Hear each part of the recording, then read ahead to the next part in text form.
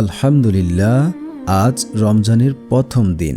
সেহরির আগে আল্লাহ সুবহানাহু ওয়া তাআলার এই শক্তিশালী নাম যদি কেউ ৯ বার পড়ে, দুনিয়ার সমস্ত টাকা পয়সা ধন দৌলত তার পায়ে এসে লুটে পড়বে। দুনিয়ার সমস্ত রিজিকের দরজা আল্লাহ সুবহানাহু ওয়া তাআলা আপনার জন্য খুলে দেবে, যদি আপনারা সেহরির আগে আল্লাহ সুবহানাহু ওয়া তাআলার এই নামটি ৯ বার পাঠ করেন।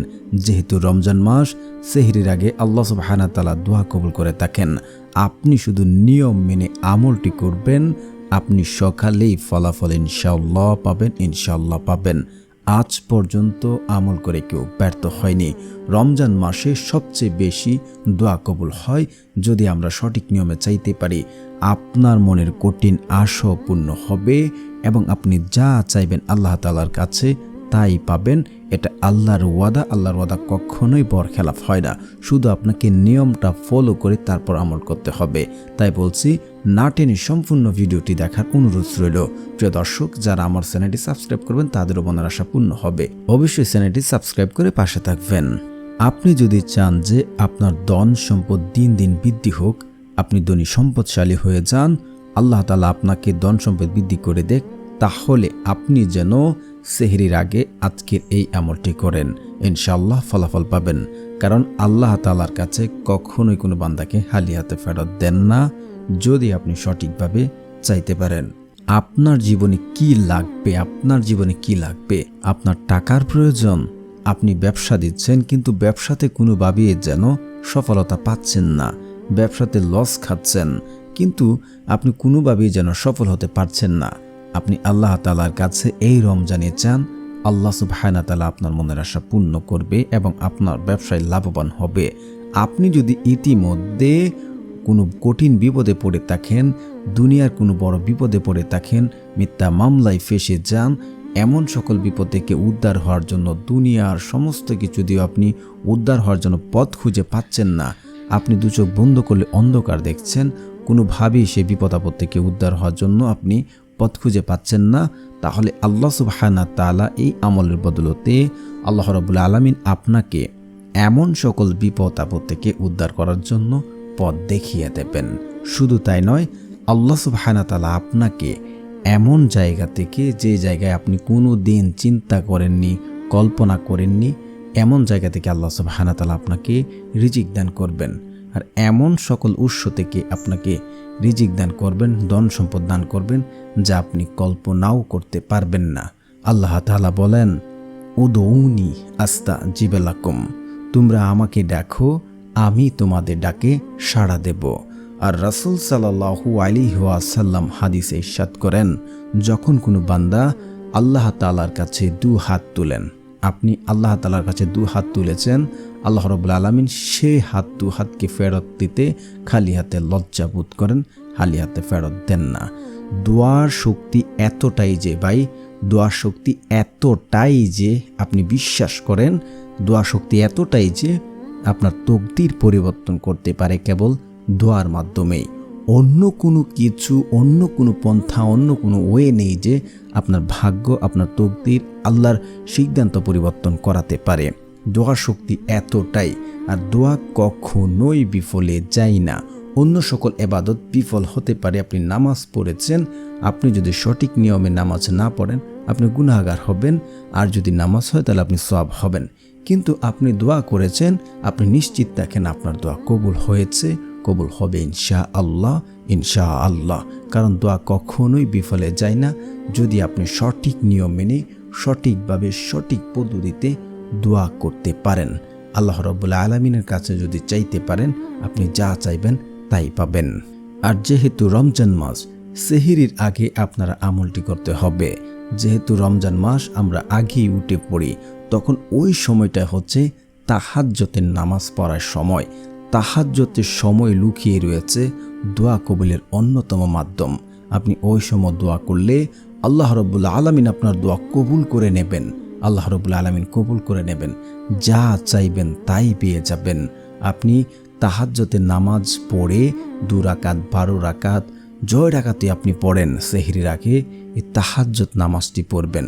পড়ে আজকের আমলটি আপনি করে দেখুন, ইনশাআল্লাহ ফলাফল পাবেন যদি আপনার মাঝে কয়েকটি শর্ত না থাকে। যেমন হচ্ছে আত্মীয় সম্পর্ক চিহ্নিতকারী দোয়া কখনোই কবুল করা হয় না, কখনোই না। দ্বিতীয়ত হচ্ছে হারাম বক্ষণকারী দোয়া কবুল করা হয় না। আল্লাহ তাআলা পবিত্র, তিনি পবিত্রতা পছন্দ করেন, তো অবশ্যই আপনারা হারাম থেকে দূরে থাকবেন।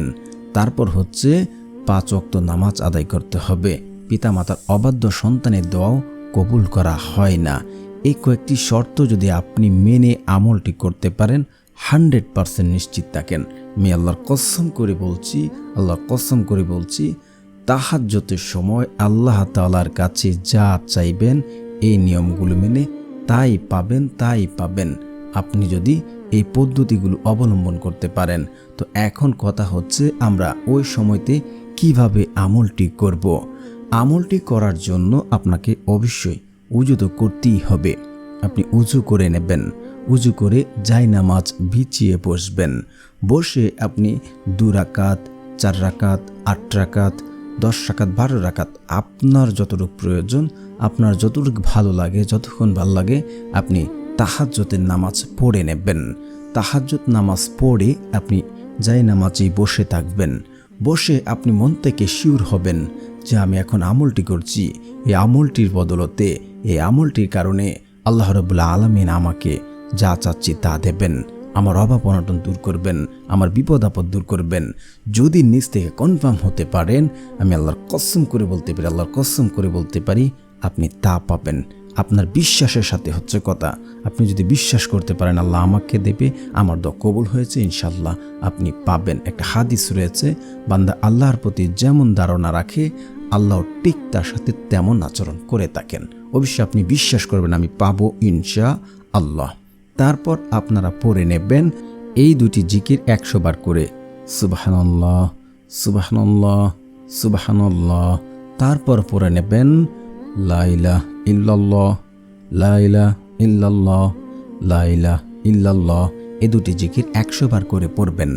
তারপর আপনারা পড়ে নেবেন ইস্তেগফার যদি কোনো ব্যক্তি পড়ে, আল্লাহ রাব্বুল আলামিন ওই ব্যক্তির এমন সকল কঠিন বিপদ আপদ, যে বিপদ আপদ থেকে উদ্ধার হওয়ার জন্য পথ খুঁজে পাচ্ছেন না, এমন সকল বিপদ আপদ থেকে উদ্ধার হওয়ার জন্য আল্লাহ রাব্বুল আলামিন পথ দেখিয়ে দেবেন।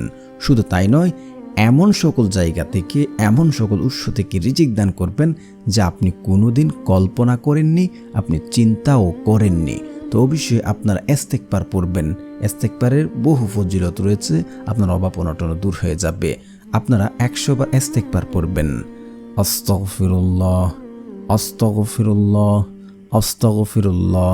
আবার আস্তাগফিরুল্লাহ পড়বেন না, আস্তাগফিরুল্লাহ ক না পড়ে আপনারা ঘ পড়বেন।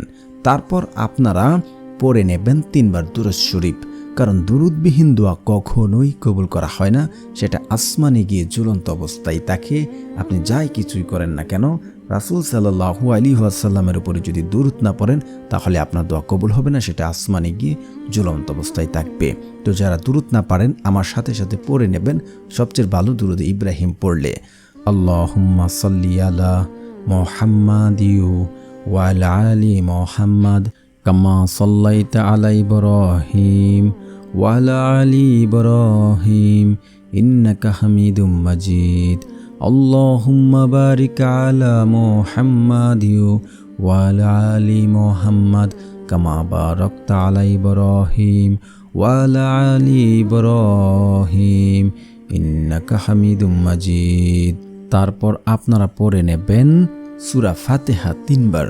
বিসমিল্লাহির রহমানির রহিম, আলহামদুলিল্লাহি রাব্বিল আলামিন, আর রহমানির রহিম, মালিকি ইয়াউমিদ্দিন, ইয়্যাকা না'বুদু ওয়া ইয়্যাকা নাস্তাঈন, ইহদিনাস সিরাতাল মুস্তাকিম, সিরাতাল লাযীনা আন'আমতা আলাইহিম গায়রিল মাগদুবি আলাইহিম ওয়ালাদ-দাল্লিন, আমিন। তারপর আপনারা পড়ে নেবেন 3 বার সূরা ইখলাস। বিসমিল্লাহির রহমানির রহিম, কুল হুয়াল্লাহু আহাদ, আল্লাহুস সামাদ, লাম ইয়ালিদ ওয়া লাম ইউলাদ ওয়া লাম ইয়াকুল লাহু কুফুয়ান আহাদ। তারপর আপনারা আল্লাহ সুবহানাহু ওয়া তাআলার এই নামটি 9 বার পড়ে নেবেন। তো প্রিয় দর্শক, যারা আমার চ্যানেলটি সাবস্ক্রাইব করবেন তাদেরও মনের আশা পূর্ণ হবে ইনশাআল্লাহ। যাদের মন ভালো তারা অন্যদেরকে সহযোগিতা করেন এবং আল্লাহ সুবহানাহু ওয়া তাআলাও তাদের মনের আশা পূর্ণ করে থাকেন। তো আল্লাহ সুবহানাহু ওয়া তাআলার সেই পবিত্র নামটি হচ্ছে ইয়া মালিকু, ইয়া মালিকু, ইয়া মালিকু। এইভাবে পড়ে আল্লাহ সুবহানাহু ওয়া তাআলার কাছে 2 হাত তুলে দোয়া করুন। ইনশাআল্লাহ ইয়াকিন এবং বিশ্বাস রেখে আমলটি করে দেখুন, ফলাফল ইনশাআল্লাহ পাবেন, ইনশাআল্লাহ পাবেন। যা চাইবেন তা পাবেন, ধন সম্পদ বৃদ্ধি হয়ে যাবে ইনশাআল্লাহ।